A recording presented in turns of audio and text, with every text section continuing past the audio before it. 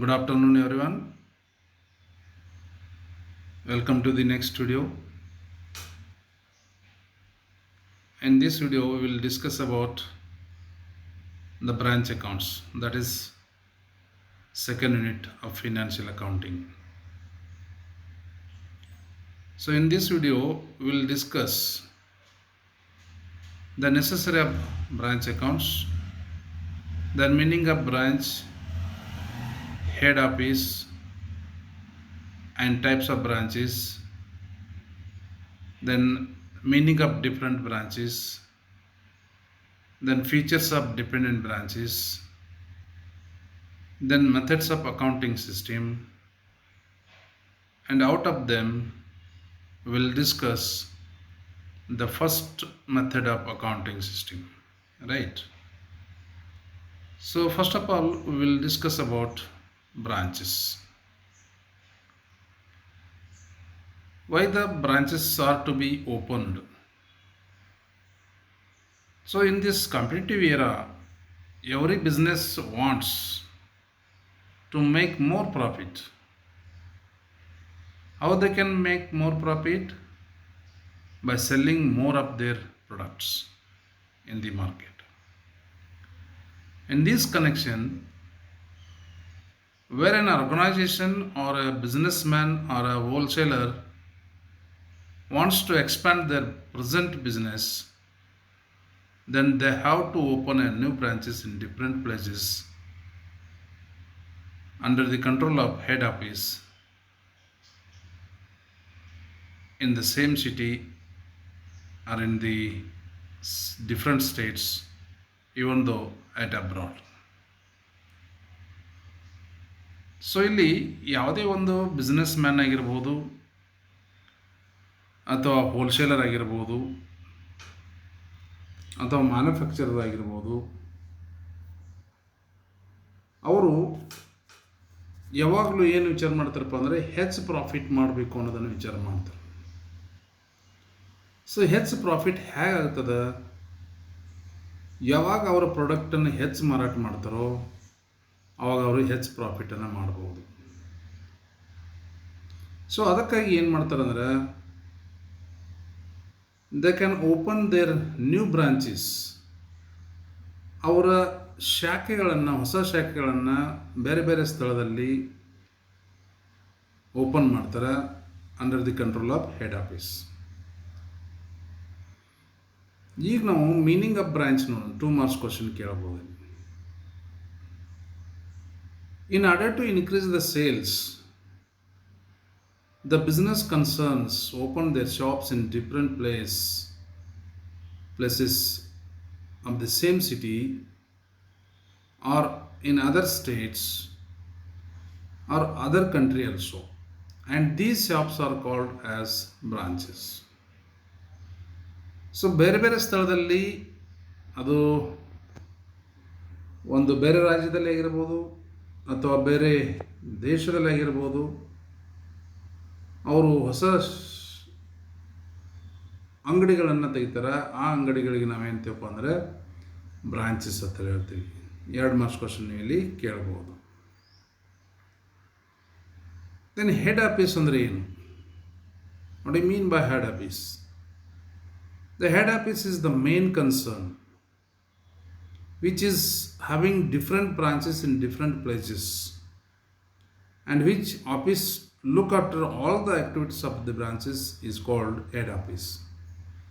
So ಯಾವ ಒಂದು main concern ಇದಿರ್ತದೆ, main office ಇದಿರ್ತದೆ, ಅದಕ್ಕೆ ನಾವೇಂತೀವಪ್ಪ ಹೆಡ್ ಆಫೀಸ್ ಅಂತ ಹೇಳ್ತೀವಿ. ಮತ್ತು ಈ ಹೆಡ್ ಆಫೀಸ್ ಏನು ಮಾಡ್ತದೆ ಅಂದರೆ ಎಲ್ಲ ಬ್ರಾಂಚಸ್ಗಳ ಆಗು ಹೋಗುಗಳನ್ನು ಇದು ಲುಕ್ ಆಫ್ಟರ್ ಮಾಡ್ತದೆ, ನೋಡ್ಕೊಳ್ತದೆ. ಅದಕ್ಕೆ ನಾವೇಂತೀವಪ್ಪ ಅಂದರೆ ಹೆಡ್ ಆಫೀಸ್ ಅಂತ ಹೇಳ್ತೀವಿ. Then types of branches. There are mainly 2 types of branches. They are dependent branches and another one is independent branches.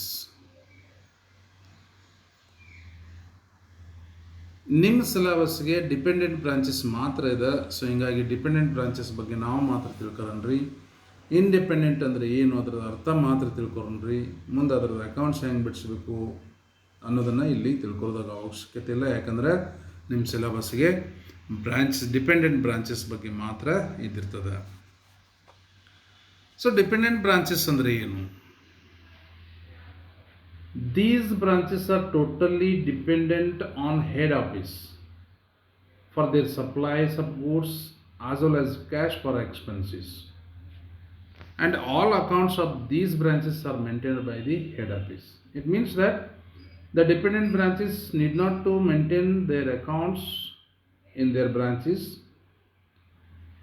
All the accounts of the dependent branches are maintained by the head office. And these branches are totally dependent on the head office. The head office has to supply the goods to these branches, and these branches has to sell the goods on the direction of the head office. These branches have not any right, any power to purchase the goods from the third party without the permission of the head office. ಅಂದರೆ ಏನು? ಯಾವ ಒಂದು ಶಾಖೆಗಳು ಮುಖ್ಯ ಆಫೀಸದ ಮೇಲೆ depend ಆಗಿರ್ತಾವ ಮತ್ತು head office ಕಳಿಸಿದಂಥ ಗೂಡ್ಸನ್ನು ಮಾತ್ರ ಮಾರಾಟ ಮಾಡ್ತಾರೆ, ಅವಕ್ಕೆ ನಾವೇಂತೀವಪ್ಪ ಅಂದರೆ ಡಿಪೆಂಡೆಂಟ್ ಬ್ರಾಂಚಸ್ ಅಂತ ಹೇಳ್ತೀವಿ. ಈ ಡಿಪೆಂಡೆಂಟ್ ಬ್ರಾಂಚಸ್ಸು ತಮ್ಮ ಅಕೌಂಟ್ಸನ್ನು ಮೇಂಟೈನ್ ಮಾಡೋದಿಲ್ಲ. ಇವರು ಡಿಪೆಂಡೆಂಟ್ ಬ್ರಾಂಚಸ್ ಅಕೌಂಟನ್ನು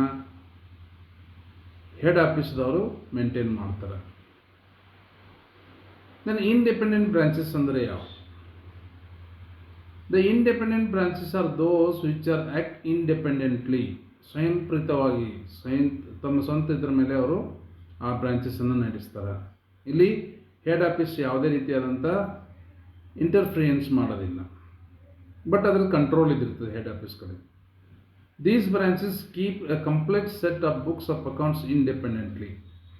ನಾವು ಡಿಪೆಂಡೆಂಟ್ ಬ್ರಾಂಚಸ್ದಾಗ ಏನು ನೋಡಿದ್ವಿ? ಡಿಪೆಂಡೆಂಟ್ ಬ್ರಾಂಚಸ್ ಬುಕ್ಸನ್ನು ಹೆಡ್ ಆಫೀಸವ್ರು ಮೇಂಟೈನ್ ಮಾಡ್ತಾರೆ. ಬಟ್ ಇಲ್ಲಿ ಇಂಡಿಪೆಂಡೆಂಟ್ ಬ್ರಾಂಚಸ್ ಇದ್ದು ಅಂದರೆ ಅವು ತಮ್ಮದೇ ಆದಂಥ ಬುಕ್ಸ್ ಆಫ್ ಅಕೌಂಟ್ಸ್ ಅಂತ ಮೇಂಟೈನ್ ಮಾಡಬೇಕಾಗ್ತದೆ.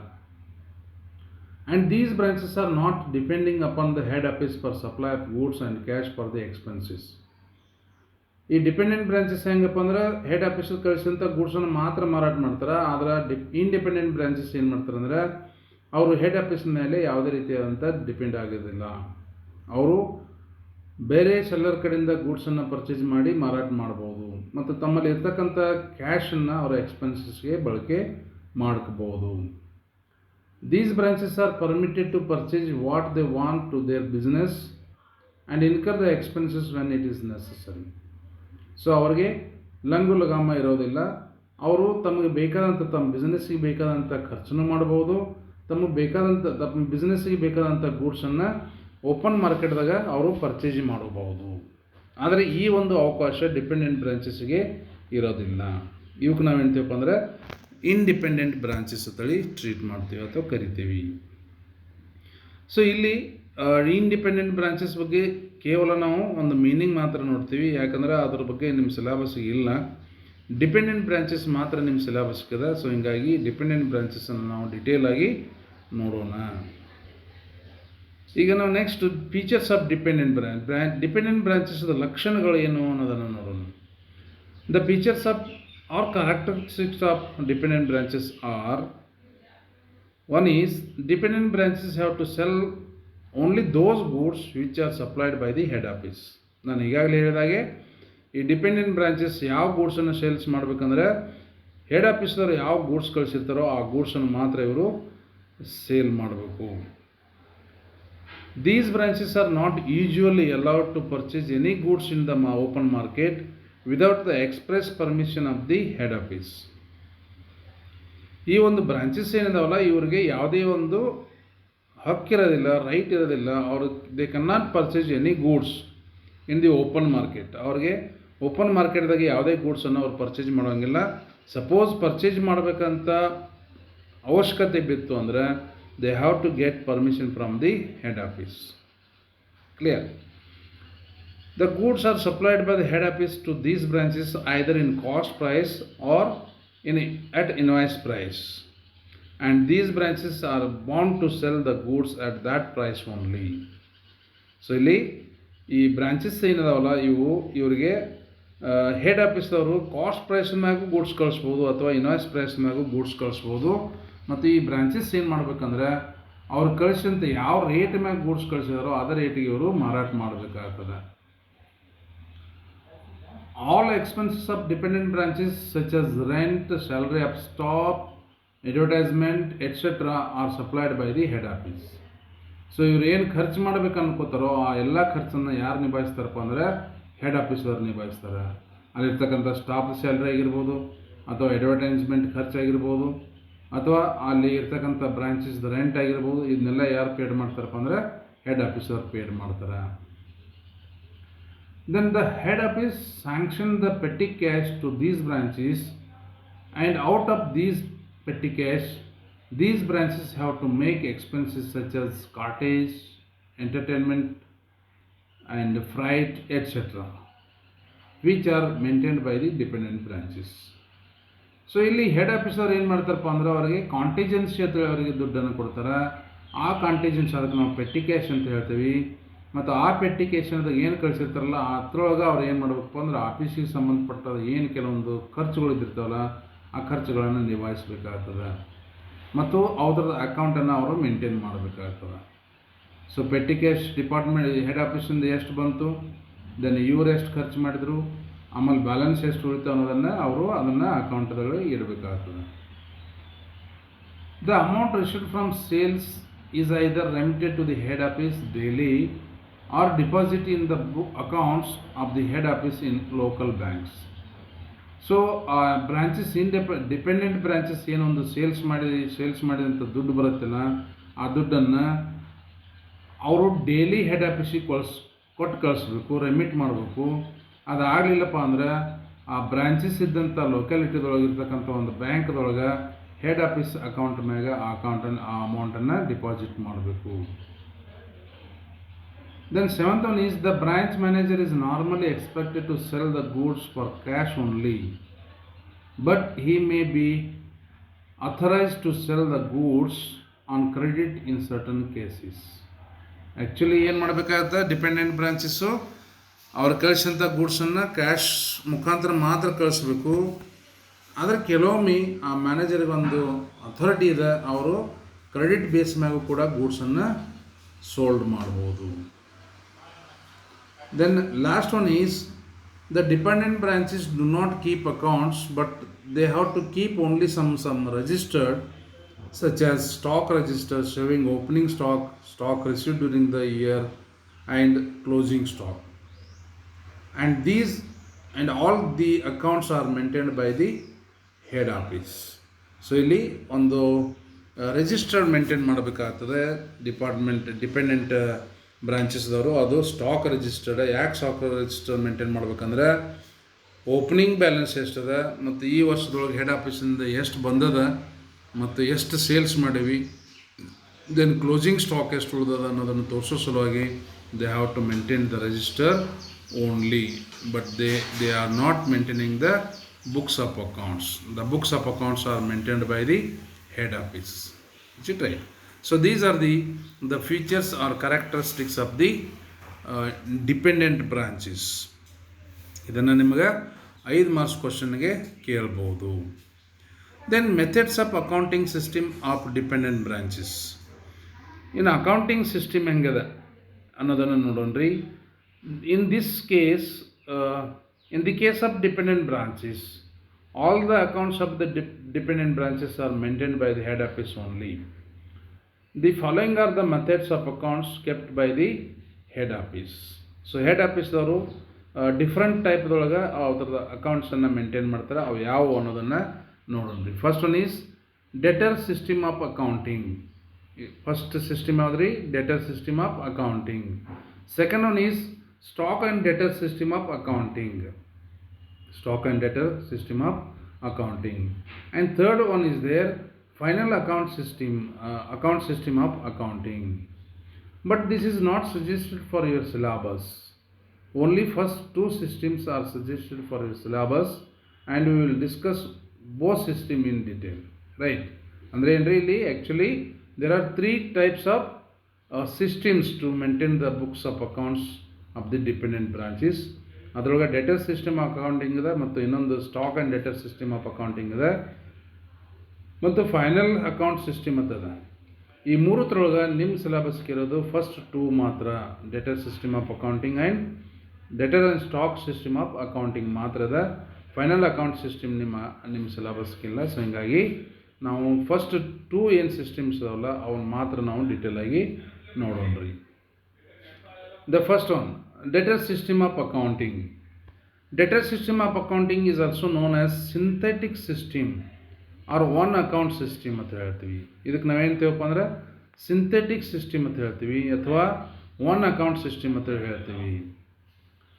When the branches are of small size, ಇದನ್ನು ಯಾವಾಗ ಅಡಾಪ್ಟ್ ಮಾಡ್ಕೋತಾರೆ ಅಂದ್ರೆ ಬ್ರಾಂಚಸ್ದ ಸೈಜ್ ಏನದ ಅದು ಸಣ್ಣದಿತ್ತಪ್ಪ ಅಂದ್ರೆ ಈ ಡೆಟರ್ ಸಿಸ್ಟಮ್ ಆಫ್ ಅಕೌಂಟಿಂಗನ್ನು ಅಡಾಪ್ಟ್ ಮಾಡ್ಕೋತಾರೆ.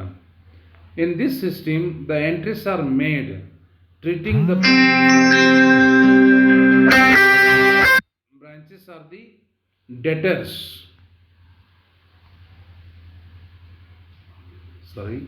treating as branches are the debtors of the head office. ಅಂದರೆ ಈ ಡೆಟರ್ ಸಿಸ್ಟಮ್ದೊಳಗೆ ನಾವು ಏನು ತಿಳ್ಕೊತೀವಪ್ಪ ಅಂದರೆ, ಅಥವಾ ಆ ಸಿಸ್ಟಮ್ದೊಳಗೆ ಅಕೌಂಟನ್ನು ಬಿಡಿಸೋ ಟೈಮ್ದೊಳಗೆ ನಾವು ಏನು ತಿಳ್ಕೊತೀವಿ ಅಂದರೆ, ಬ್ರಾಂಚಸ್ ಏನಿದಾವಲ್ಲ ಅವು ನಮ್ದು ಡೆಟರ್ಸ್ ಇದಾರ ಅಂತ ತಿಳ್ಕೊಂಡು ನಾವೇನು ಮಾಡ್ತೀವಿ, ಅಕೌಂಟನ್ನು ಮೇಂಟೈನ್ ಮಾಡ್ತೀವಿ. ನೋಡೋಣ್ರಿ ಮುಂದೆ ಯಾವ ರೀತಿ ನಾವು ಮೇಂಟೈನ್ ಮಾಡಬೇಕು ಅನ್ನೋದನ್ನು ಹೇಳ್ಕೊಡ್ತೀನಿ ನಾನಿಲ್ಲಿ. In this system a branch account is to be prepared as to ascertain the profit or loss made by a particular branch in the books of head office. ಇಲ್ಲಿ ಹೆಡ್ ಆಫೀಸ್ದೊಳಗೆ ಕೂತ್ಕೊಂಡು ನಾವೇನು ಮಾಡ್ತೀವಪ್ಪ ಅಂದ್ರೆ ಬ್ರ್ಯಾಂಚ್ ಅಕೌಂಟನ್ನು ಓಪನ್ ಮಾಡ್ತೀವಿ. Suppose ನಿಮ್ಮ branch ಗೋಕಾಕದಾಗಿಂತ Gokak branch ಅಂತ ಹೇಳ್ತೀವಿ, ಅಥವಾ ನಿಮ್ಮ ಬ್ರ್ಯಾಂಚ್ ಚಿಕ್ಕೋಡಿ ಆಗಿತ್ತಂದ್ರೆ ಚಿಕ್ಕೋಡಿ ಬ್ರ್ಯಾಂಚ್ ಅಂತೇಳಿ ಅಕೌಂಟ್ ಓಪನ್ ಮಾಡ್ತೀವಿ, ಅಥವಾ ನಿಮ್ಮ ಬ್ರ್ಯಾಂಚ್ ಬೆಳಗಾವ್ದಾಗಿತ್ತಂದ್ರೆ ಬೆಲ್ಗಮ್ ಬ್ರ್ಯಾಂಚ್ ಅಕೌಂಟ್ ಅಂತೇಳಿ ಒಂದು ಅಕೌಂಟನ್ನು ತೆಗಿತೀವಿ. The system can be studied under 2 circumstances. First one is ಈ ಡೆಟರ್ ಸಿಸ್ಟಮ್ ಅಕೌಂಟಿಂಗ್ದೊಳಗೆ ಅಗೇನ್ ನಾವು ಸಬ್ ಸರ್ಕಮ್ಸ್ಟೆನ್ಸಸ್ ಅಂತ ಹೇಳ್ತೀವಿ. First one is when the goods supplied by the head office to branch at cost price. ಇಲ್ಲಿ ನಾವು ಈಗಾಗಲೇ ಹೇಳಿದ್ವಿ ಹೆಡ್ ಆಫೀಸ್ ಏನು ಮಾಡ್ತದೆ, ಕಾಸ್ಟ್ ಪ್ರೈಸ್ದಾಗೂ ಕಳಿಸ್ಬೋದು ಮತ್ತು ಇನ್ವಾಯ್ಸ್ ಪ್ರೈಸ್ದಾಗೂ ಕಳಿಸ್ಬೋದು ಅಂತ ಹೇಳ್ತೀವಿ. ಕಾಸ್ಟ್ ಪ್ರೈಸ್ದಾಗ ಕಳಿಸಿದ್ರೆ ಯಾವ ರೀತಿ ಅಕೌಂಟನ್ನು ಬಿಡಿಸ್ಬೇಕು, ಮತ್ತು ಇನ್ವಾಯ್ಸ್ ಪ್ರೈಸ್ದಾಗ ಕಳಿಸಿದಾಗ ಯಾವ ರೀತಿ ಅಕೌಂಟ್ಸನ್ನು ಬಿಡಿಸ್ಬೇಕು ಅನ್ನೋದನ್ನು ನಾವು ಮುಂದೆ ನೋಡ್ತೀವಿ. ನಾವು ಫಸ್ಟ್ ತೋರೋಣ್ರಿ ಯಾವುದ್ರಿ, when the goods supplied by head office to branch at cost price. Cost ಪ್ರೈಸ್ದಾಗಿ ಯಾವಾಗ ಸಪ್ಲೈ ಮಾಡ್ತದೆ ಆ ಟೈಮ್ದೊಳಗೆ ನಾವು ಯಾವ ರೀತಿ ಅಕೌಂಟನ್ನು ಬಿಡಿಸ್ಬೇಕು ಅನ್ನೋದನ್ನು ಇಲ್ಲಿ ನೋಡೋಣ್ರಿ. In this case goods are supplied by head office to branch at cost price and branches are required to sell the goods on cash and credit also. ಇಲ್ಲಿ ಹೆಡ್ ಆಫೀಸ್ದವ್ರು ಏನು ಮಾಡ್ತಾರಪ್ಪ ಅಂದರೆ ಗೂಡ್ಸನ್ನು ಕಾಸ್ಟ್ ಪ್ರೈಸ್ ಮ್ಯಾಗ ಸಪ್ಲೈ ಮಾಡ್ತಾರೆ, ಮತ್ತು ಬ್ರಾಂಚಸ್ದವ್ರು ಏನು ಮಾಡಬೇಕು ಅಂದರೆ ಅದನ್ನು ಯಾವ ರೇಟಿಗೆ ಕಳಿಸಿರ್ತಾರೋ ಆ ರೇಟಿಗೆ ಅವರು ಕ್ಯಾಶ್ ಬೇಸ್ ಮ್ಯಾಗು ಸೇಲ್ಸ್ ಮಾಡ್ಬೋದು, ಅಥವಾ ಕ್ರೆಡಿಟ್ ಬೇಸ್ ಮ್ಯಾಗು ಕೂಡ ಸೇಲ್ ಮಾಡ್ಬೋದು. All the expenses are paid by the head office. ಇಲ್ಲಿ ಆ ಗೂಡ್ಸನ್ನು ಸೇಲ್ಸ್ ಮಾಡೋ ಸಲುವಾಗಿ ಏನೊಂದು ಖರ್ಚಾಗ್ತದೆ, ಅಥವಾ ಬ್ರ್ಯಾಂಚನ್ನು ನಡೆಸೋ ಸಲುವಾಗಿ ಏನೊಂದು ಖರ್ಚಾಗ್ತದೆ, ಆ ಎಲ್ಲ ಖರ್ಚನ್ನು ಯಾರು ಪೇಡ್ ಮಾಡ್ತಾರಪ್ಪ ಅಂದರೆ ಹೆಡ್ ಆಫೀಸ್ದವ್ರು ಪೇಡ್ ಮಾಡ್ತಾರೆ. The branches remit the cash from the cash sales and cash collected from debtors to the head office daily or deposit in local banks in the name of the head office. ಈಗಾಗಲೇ discussion ಮಾಡಿದ್ವಿ, ಆ branches ಏನೊಂದು sales ಮಾಡ್ತಾರಲ್ಲ ಆ sales ಮಾಡಿದಂಥ ದುಡ್ಡು ಏನದ ಅದು ಕ್ಯಾಶ್ ಸೇಲ್ಸ್ ಆಗಿರ್ಬೋದು ಅಥವಾ ಕ್ಯಾಶ್ ಕಲೆಕ್ಟೆಡ್ ಫ್ರಮ್ ಡೆಟರ್ಸ್ ಆಗಿರ್ಬೋದು, ಅಷ್ಟು ಅಮೌಂಟನ್ನು ಹೆಡ್ ಆಫೀಸಿಗೆ ಅವರು ಡೈಲಿ ವಾಪಸ್ ಕಳಿಸ್ಬೇಕು ಅದನ್ನ, ಅಥವಾ ಅದನ್ನು ರೆಮಿಟ್ ಮಾಡಬೇಕು. ರೆಮಿಟ್ ಮಾಡೋಕ್ಕಾಗಲಿಲ್ಲ ಅಂದರೆ ಆ ಬ್ರ್ಯಾಂಚ್ ಇರ್ತಕ್ಕಂಥ ಲೊಕ್ಯಾಲಿಟಿದೊಳಗೆ ಏನೊಂದು ಬ್ಯಾಂಕ್ಸ್ ಇದಿರ್ತಾವಲ್ಲ ಆ ಬ್ಯಾಂಕ್ಸ್ದೊಳಗೆ ಹೆಡ್ ಆಫೀಸ್ದ ಅಕೌಂಟ್ದೊಳಗೆ ಆ ಅಮೌಂಟನ್ನು ಡಿಪಾಸಿಟ್ ಮಾಡಬೇಕು. Clear? In this system branch account is to be opened for ascertaining the profit or loss of the branch and debtors account is to be opened if necessary. ನೀವು ಈಗಾಗಲೇ debtors account ನೀವು single entry ಸಿಸ್ಟಮ್ದವ್ರು ಕಲ್ತಿದ್ದೀರಿ. ಇಲ್ಲಿ ನಾವು debtors ಅಕೌಂಟನ್ನು prepare ಮಾಡ್ತೀವಿ if it is necessary. ಯಾವಾಗ ಅದು ನೆಸೆಸರಿ ಬರುತ್ತಿಲ್ಲ ಆವಾಗ ನಾವು ಅದನ್ನು ಪ್ರಿಪೇರ್ ಮಾಡಬೇಕಾಗ್ತದೆ. ಅದರ ಒಂದು ಅಕೌಂಟ್ ಇಲ್ಲಿ ನಾವು ಪ್ರಿಪೇರ್ ಮಾಡ್ತೀವಿ, ಅದು ಯಾವುದಪ್ಪ ಅಂದರೆ ಬ್ರಾಂಚ್ ಅಕೌಂಟ್. ನಿಜ ರೈಟ್? ಸೊ ಇಲ್ಲಿ ಸ್ಪೆಸಿಮೆನ್ ಆಫ್ ಬ್ರಾಂಚ್ ಅಕೌಂಟ್ ಅದ ಸಿಂಪಲ್. ಇದು ಕಾಸ್ಟ್ ಪ್ರೈಸ್ ಮ್ಯಾಗ ಬ್ರ್ಯಾಂಚ್ ಅಕೌಂಟ್ ಅಂತ ತೊಗೋತೀವಿ. Opening stock at cost price, ಅಂದರೆ ಹೋದ ವರ್ಷದ ಏನೊಂದು ಅವ್ರ ಕಡೆ ಬ್ರ್ಯಾಂಚ್ ಕಡೆ ಉಳಿದಿರ್ತಿಲ್ಲ ಅದನ್ನು ನಾವು ಇಲ್ಲಿ ತೊಗೋತೀವಿ opening stock. Then opening petty cash, opening fixed assets and goods and to branch account. ಇಲ್ಲಿ ಡೆಬಿಟ್ ಸೈಡ್ದಾಗ ನಾವು ಏನು ಮಾಡ್ತೀವಪ್ಪ ಅಂದ್ರೆ ಆ ಬ್ರ್ಯಾಂಚ್ದೊಳಗೆ ಏನೊಂದು ಅಸೆಟ್ಸ್ ಇದಾವೆ ಅವೆಲ್ಲ ಥರದ್ದು ಓಪನಿಂಗ್ ಬ್ಯಾಲೆನ್ಸನ್ನು ತೊಗೋತೀವಿ. ಓಪನಿಂಗ್ ಸ್ಟಾಕ್ ಆಗಿರ್ಬೋದು, ಓಪನಿಂಗ್ ಪೆಟ್ಟಿ ಕ್ಯಾಶ್ ಆಗಿರ್ಬೋದು. ಓಪನಿಂಗ್ ಪೆಟ್ಟಿ ಕ್ಯಾಶ್ ಅಂದರೆ ಏನು ರೀ, ಹೋದ ವರ್ಷ ಏನು ಪೆಟ್ಟಿ ಕ್ಯಾಶ್ ಕಳಿಸಿರಲ್ಲ ಹೆಡ್ ಆಫೀಸ್ದವರು, ಅದು ಖರ್ಚು ಮಾಡಿದ ನಂತರ ಏನು ಉಳಿದೈತಿಲ್ಲ ಅದನ್ನು ಈ ವರ್ಷಕ್ಕೆ ನಾವೇನು ಮಾಡ್ತೀವಿ ಓಪನಿಂಗ್ ಪೆಟ್ಟಿ ಕ್ಯಾಶ್ ತೊಗೋತೀವಿ. ದೆನ್ ಓಪನಿಂಗ್ ಫಿಕ್ಸ್ಡ್ ಅಸೆಟ್ಸ್, ಈಗ ಫರ್ನಿಚರ್ ಆಗಿರ್ಬೋದು, ಬಿಲ್ಡಿಂಗ್ ಆಗಿರ್ಬೋದು, ಡೆಟರ್ಸ್ ಆಗಿರ್ಬೋದು, ಇವು ಫಿಕ್ಸ್ಡ್ ಅಸೆಟ್ಸ್ ಏನಿದಾವಲ್ಲ ಅವನ್ನ ನಾವಿಲ್ಲಿ ತೊಗೊತೀವಿ. ದೆನ್ ಈ ವರ್ಷದ ನಾವು ಗೂಡ್ಸ್ ಏನು ಕಳಿಸೀವಿ, ಈಗ ಈ ಅಕೌಂಟನ್ನು ಬಿಡಿಸ್ಬೇಕಾದ್ರೆ ನೀವು ಎಲ್ಲಿ ಕುಂತಿರ್ತೀರಿ, you are in the head office, is it right?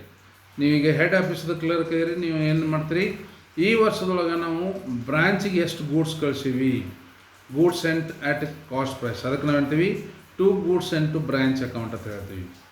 Then to bank or cash expenses and cash remitted to branch for its expenses. So ಇಲ್ಲಿ ಏನು ತೊಗೋತೀವಪ್ಪ ಅಂದ್ರೆ ಆ ಬ್ರ್ಯಾಂಚ್ ಒಳಗೆ ನಾವು ಏನು ಖರ್ಚು ಮಾಡಿದ್ದೀವಿ ಮತ್ತು ಆ ಬ್ರ್ಯಾಂಚಿಗೆ ನಾವು ಎಷ್ಟು ಪೆಟ್ಟಿ ಕ್ಯಾಶ್ ಕಳಿಸೀವಿ ಅನ್ನೋದನ್ನು ಇಲ್ಲಿ ನಾವು ಈ ಒಂದು to bank or to cash ಅಂತೇಳಿ ನಾವು ತೊಗೊತೀವಿ. ದೆನ್ ಕ್ರೆಡಿಟ್ ಸೈಡ್ ಬಂದು ಅಂದ್ರೆ ನಾವೇನು ಮಾಡ್ತೀವಪ್ಪ ಅಂದ್ರೆ by bank or cash sales proceed, ಅಂದರೆ ಬ್ರ್ಯಾಂಚ್ದವ್ರು ಏನು ಕಳಿಸಿರ್ತಾರಲ್ಲ ಆ ದುಡ್ಡನ್ನು ಇಲ್ಲಿ ನಾವು ಕ್ರೆಡಿಟ್ ಸೈಡ್ ತೊಗೋತೀವಿ, as by bank or cash ಅಂತ ತೊಗೋತೀವಿ. Then by goods sent to branch, goods return by branch at cost price. Suppose ಬ್ರ್ಯಾಂಚ್ದವರು ಆ ವರ್ಷದೊಳಗೆ ಗೂಡ್ಸನ್ನು ವಾಪಸ್ ಕಳಿಸಿದ್ರು ಅಂದರೆ ಅದನ್ನು ನಾವಿಲ್ಲಿ ಕ್ರೆಡಿಟ್ ಮಾಡ್ತೀವಿ as a goods sent to branch account ಅಂತೇಳಿ. Clear? Then by closing stock at cost price, then by closing petty cash, then closing fixed assets, and any difference ಅದು ಡೆಬಿಟ್ ಸೈಡ್ ಹೆಚ್ಚಿದ್ದು ಕ್ರೆಡಿಟ್ ಸೈಡ್ ಕಡಿಮೆ ಇತ್ತು ಅಂದರೆ ಅದನ್ನು ನಾವು loss ಅಂತ ಹೇಳ್ತೀವಿ. ದೆನ್ ಕ್ರೆಡಿಟ್ ಸೈಡ್ ಹೆಚ್ಚಿದ್ದು ಅದು ಡೆಬಿಟ್ ಸೈಡ್ ಕಡಿಮೆ ಇತ್ತಪ್ಪ ಅಂದ್ರೆ ನಾವೇನು ಮಾಡ್ತೀವಿ ಪ್ರಾಫಿಟ್ ಅಂತ ಹೇಳ್ತೀವಿ. ಆ ಡಿಫ್ರೆನ್ಸನ್ನು ನಾವೆಲ್ಲಿ ಕಳಿಸ್ತೀವಪ್ಪ ಅಂದರೆ ಜನರಲ್ ಪ್ರಾಫಿಟ್ ಆ್ಯಂಡ್ ಲಾಸ್ ಅಕೌಂಟಿಗೆ ಕಳಿಸ್ತೀವಿ. ಸೊ ಇಲ್ಲಿ ಕನ್ಸೈನ್ಮೆಂಟ್ ಅಕೌಂಟಿಗೆ ಮತ್ತು ಬ್ರಾಂಚ್ ಅಕೌಂಟಿಗೆ ಏನೇನೂ ವ್ಯತ್ಯಾಸ ಇರೋದಿಲ್ಲ. ಕನ್ಸೈನ್ಮೆಂಟ್ ಅಕೌಂಟ್ಗಳು ನಾವು ಓಪನಿಂಗ್ ಇದು ತೋರೋದಿಲ್ಲ, ಏನು ಫಿಕ್ಸ್ಡ್ ಅಸೆಟ್ಸ್ ತೋರೋದಿಲ್ಲ ಅಥವಾ ಪೆಟ್ಟಿ ಕ್ಯಾಶ್ ತೋರೋದಿಲ್ಲ, ಇಲ್ಲಿ ಅದನ್ನು ತೊಗೊತೀವಿ. Then next comes other points to be considered in this system. ಈ ಒಂದು ಅಕೌಂಟ್ದೊಳಗೆ ನಾವು ಅಕೌಂಟನ್ನ ಪ್ರಿಪೇರ್ ಮಾಡ್ಬೇಕಾದ್ರೆ ಇವು ಕೆಲವೊಂದು ಪಾಯಿಂಟ್ಸ್ ಇದಾವೆ, ಅವನ್ನ ನಾವು ಕನ್ಸಿಡರ್ ಮಾಡಬೇಕಾಗ್ತದೆ. ಅವು ಯಾವಪ್ಪ ಅಂದರೆ no transaction in branch account. The transactions between the branch and customer, branch ಮತ್ತು ಬ್ರಾಂಚ್ ಯಾರಿಗೆ ಮಾರಾಟ ಮಾಡ್ತಾರಲ್ಲ ಅವ್ರಿಗೆ ಕಸ್ಟಮರ್, ಅದು ಬ್ರಾಂಚಿಗೆ ಕಸ್ಟಮರ್ ಅಥವಾ ಅವ್ರ ಇಬ್ಬರಲ್ಲಿ ಇರ್ತಕ್ಕಂಥ ಯಾವುದೇ ಟ್ರಾನ್ಸಾಕ್ಷನನ್ನು ನಾವು ಬ್ರಾಂಚ್ ಅಕೌಂಟಿಗೆ ತೊಗೋಂಗಿಲ್ಲ. ಈ ಫಾರ್ ಎಕ್ಸಾಂಪಲ್ ಬ್ಯಾಡ್ ಡೇಟ್ಸ್ ಆಗಿರ್ಬೋದು, ಅದನ್ನು ಬ್ರಾಂಚ್ ಅಕೌಂಟಿಗೆ ತೊಗೋಂಗಿಲ್ಲ. ಅಥವಾ allowances given, allowances discount allowed ಆಗಿರ್ಬೋದು, ಡಿಸ್ಕೌಂಟ್ ಅಲೌನ್ಸಸ್ ಆಗಿರ್ಬೋದು, ಇವನೇನು ಅಥವಾ ಅವ್ರಿಗೆ ಸ್ಯಾಂಪಲ್ಸ್ ಕೊಟ್ಟಿರ್ಬೋದು, ಅಥವಾ ಕಸ್ಟಮರ್ಸ್ ಗೂಡ್ಸನ್ನು ರಿಟರ್ನ್ ಮಾಡಿರ್ಬೋದು ಬ್ರ್ಯಾಂಚ್ಗೆ. ಇವೇನು ಟ್ರಾನ್ಸಾಕ್ಷನ್ಸ್ ಇದಾವಲ್ಲ, these transactions should not be taken into the branch account. ಇಲ್ಲಿ ಹೇಳ್ತಾನೆ the transaction between the branch and customers such as credit sales, credit returns, discount and allowances given to the customers, bad debts written up, etc. do not take in the branch account, and these entries will be recorded in the branch debtors account to ascertain the missing balance. ಅವನ್ನೆಲ್ಲ ಎಲ್ಲಿ ತೊಗೋತೀಪ್ಪ ಅಂದರೆ branch ಡೇಟರ್ಸ್ ಅಕೌಂಟಿಗೆ ತೊಗೋತೀವಿ. Then second one is fixed assets. The fixed assets of branch should have recorded in the branch account. Opening balances on the debit side and closing balances at the credit side. Then purchasing any fixed assets by branch. Suppose branch head office ಜೊತೆ permission ತೊಗೊಂಡು ಯಾವುದೇ ಒಂದು ಅಸೆಟನ್ನು purchase ಮಾಡ್ತಂದ್ರೆ ಅದನ್ನು ನಾವು ಏನು ತೋರಿಸ್ಬೇಕು ಅಂದರೆ credit side ತೋರಿಸ್ಬೇಕು. This is also shown on in branch account and this should be shown on the credit side of the branch account by branch fixed assets. ಈ ರೀತಿ ತೋರಿಸ್ಬೇಕಾಗ್ತದೆ. ಇದು ಯಾವಾಗ ರೀ, ಸಪೋಸ್ ಬ್ರಾಂಚ್ದವರು ಯಾವುದೇ ಒಂದು ಅಸೆಟನ್ನು ಪರ್ಚೇಸ್ ಮಾಡಿದ್ರು ಅಂದರೆ. Then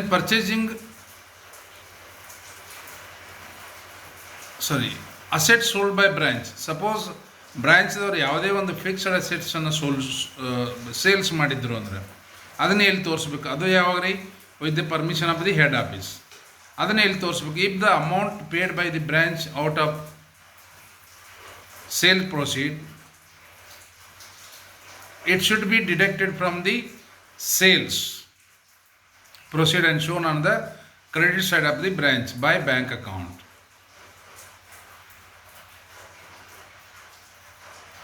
The next one is other branch assets such as prepaid insurance, prepaid rent and taxes etc. If there is a opening balance of these is to be recorded on the debit side of the branch. If the closing balance of on the credit side of the branch, suppose prepaid insurance ಆಗಿರ್ಬೋದು ಅಥವಾ prepaid rent taxes ಆಗಿರ್ಬೋದು, ಇವಕ್ಕೆ ನಾವು ಏನಂತೀವಿ? Other assets ಅಂತ ಹೇಳ್ತೀವಿ. Right. ಇವು opening balance ಇದ್ದು ಅಂದರೆ ಅದನ್ನು ನಾವು ಡೆಬಿಟ್ ಸೈಡ್ ತೋರಿಸ್ತೀವಿ. ಕ್ಲೋಸಿಂಗ್ ಬ್ಯಾಲೆನ್ಸ್ ಇತ್ತಂದರೆ ಕ್ರೆಡಿಟ್ ಸೈಡ್ ತೋರಿಸ್ತೀವಿ. Then branch liabilities, other liabilities such as unpaid rent or outstanding salary etcetera. ಇವತ್ತರದ ಓಪನಿಂಗ್ ಬ್ಯಾಲೆನ್ಸನ್ನು ನಾವು ಕ್ರೆಡಿಟ್ ಸೈಡ್ ತೋರಿಸ್ತೀವಿ ಮತ್ತು ಕ್ಲೋಸಿಂಗ್ ಬ್ಯಾಲೆನ್ಸನ್ನು ಡೆಬಿಟ್ ಸೈಡ್ ತೋರಿಸ್ತೀವಿ. Is it right? So this is about branch account. ನಾನು ನೆಕ್ಸ್ಟ್ ನಾಳೆ ಏನು ಮಾಡ್ತೀನಿ, ಇವತ್ತರ ಮ್ಯಾಗ ಒಂದು ಸಿಂಪಲ್ ಪ್ರಾಬ್ಲಮ್ ಬಿಡಿಸಿ ನಿಮ್ಗೆ ಕಳಿಸೋ ವ್ಯವಸ್ಥೆ ಮಾಡ್ತೀನಿ. ಮೊದಲು ಇದನ್ನು ನೋಟ್ಸ್ ಬರ್ಕೋಬೇಕು, ಆಮೇಲೆ ಇದನ್ನು ಓದಬೇಕು. ಮತ್ತು ಇದ್ರ ಮ್ಯಾಗ 2 ಮಾರ್ಕ್ಸ್ ಕ್ವಶನ್ಸ್ ಇದಾವೆ ಮತ್ತು 5 ಮಾರ್ಕ್ಸ್ ಕ್ವಶನ್ಸ್ ಇದೆ. ಮತ್ತು ಈ ಒಂದು ಥೆರಾಟಿಕ್ ಸಬ್ಜೆಕ್ಟ್ಸ್, ಥೆರಾಟಿಕ್ ಆಸ್ಪೆಕ್ಟ್ ನಿಮಗೆ ಗೊತ್ತಾದ್ರೆ ಮಾತ್ರ ನೀವೇನು ಮಾಡ್ತೀರಪ್ಪ ಅಂದರೆ ಒಂದು ಪ್ರಾಕ್ಟಿಕಲ್ ಪ್ರಾಬ್ಲಮ್ ಏನು ಬಿಡಿಸ್ತೀವಲ್ಲ ನಾವು ಈಸಿಯಾಗಿ ಬಿಡಿಸ್ಬೋದು. Okay, thank you friends.